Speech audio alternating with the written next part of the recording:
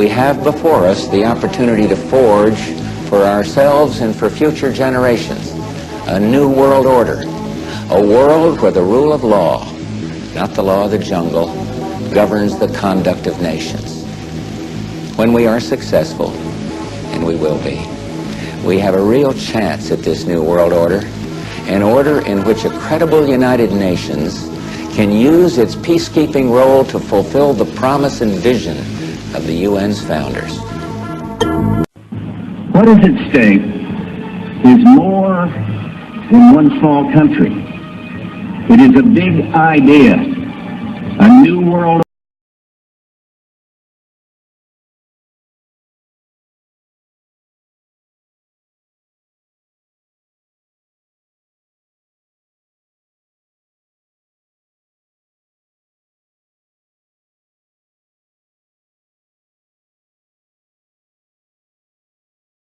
So mostly what they do is hold summits. I think that right now the question is, do we all work for central bankers? That's what I want to address to our guest tonight. Is this global governance at last? Is it one world, the central bankers in charge? Jim Iuorio, you say we've got some downside here, a correction in the markets. Fine. But aren't we all just living and dying for what the central banks do? Aren't we all just counting on the fact that there's a Bernanke put and that we won't go any lower than, say, 5% down from here? Of course we are, because if we look at the economic data, there's nothing to get excited about in that. So yesterday we saw some reluctance for the Bernanke Fed to expand their balance sheets and pump more money in. But the stock market knows that reluctance is totally different than not willing to do it at all. And that's why we saw oil implode and gold trade off heavily, because they're not a protected class. If the stock market starts trading off in the 10 to 15 to 20% area, the chairman's going to come in and throw some stimulus at it. So to answer your question, we are absolutely slaves to central banks, because and we'd love to be slaves of the economy, but the economic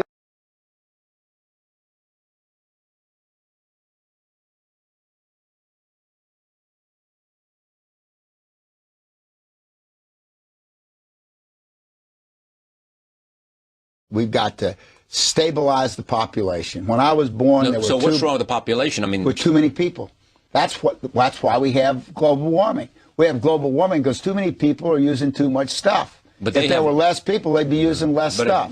We're altering the climate and the world in so many different ways. And what we're doing is reducing the Earth's carrying capacity so that each year the natural world gets poorer and less able to support the increasing number of people. We have a finite world, but an infinite ability to increase our population. We've got to stabilize population on a voluntary basis. Everybody in the world's got to pledge to themselves that 1 or 2 children is it. Right. And we've got to do that, because otherwise all the gains that we make in redoing our energy system are going to be erased by population increase.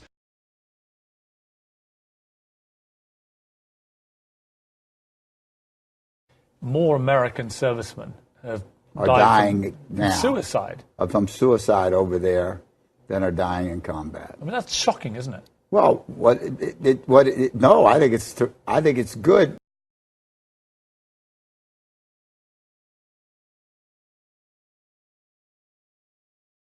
Microsoft founder Bill Gates has committed over $10 billion over the next decade to deliver vaccines to the world's poorest countries.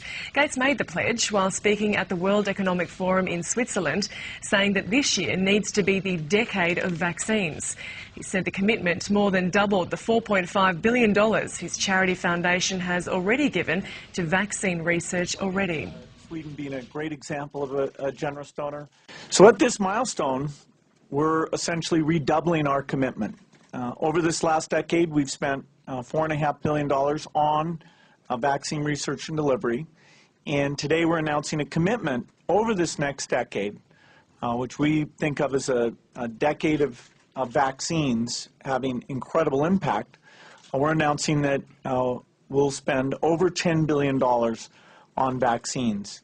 That will help invent new vaccines.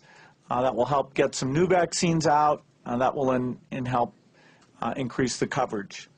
So there's important... It's been constantly going up. It's only various economic changes that have even flattened it at all. So we have to go from rapidly rising to falling and falling all the way to zero.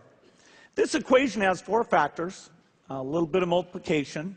So you've got a thing on the left, CO2, that you want to get to zero, and that's going to be based on the number of people, the services each person's using on average, the energy on average for each service, and the CO2 being put out per unit of energy. So let's look at each one of these and see how we can get this down to zero. Probably one of these numbers is going to have to get pretty near to zero. That's back from high school algebra. But let's take a look. First, we've got population. The world today has 6.8 billion people. That's headed up to about 9 billion. Now, if we do a really great job on new vaccines, health